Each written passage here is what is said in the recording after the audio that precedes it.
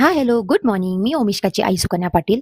तर आज आपण बोलणार आहोत आई, मम्मी, मदर, आम्मी, मॉम ह्यांच्याबद्दल. मला माहीत आहे तुमचीही अशीच रिएक्शन आली असणार माझा असा इंट्रो पाहून आणि प्रश्न पडला असेल, की असं का? तर माझ्या मुलगीचा प्ले स्कूलचा पहिला दिवस होता आणि मनात आले, की काल तर आपण हिला हाताखांद्यावरती खेळवत होतो आणि आता किती मोठी झाली. प्ले स्कूलमध्ये ती रमेल ना, रडणार तर नाही ना? असा विचार आला, की जगातल्या सर्व आयांना आपल्या मुलांच्या जन्मापासून एकच विषय असतो, ती म्हणजे त्यांची काळजी. आता कोणत्या प्रकारच्या काळजी असतात आयांना ते बघूया. प्रेग्नन्सीमध्ये आपल्या बाळाची वाढ व्यवस्थित होईल ना, माझ्याकडून काही कमी पडायला नको ह्याची काळजी. मग जन्म दिल्यानंतर आपण फीडिंग, बपिंग व्यवस्थित करतोय की नाही ह्याची काळजी. 6 महिन्यानंतर आपण जे बाळाला खाऊ घालतो आहे, ते पुरेसं आहे की नाही ह्याची काळजी. 1 वर्षाने आपलं बाळ आता चालू लागलंय, ते पडेल, इकडे-तिकडे आपटेल ह्याची काळजी.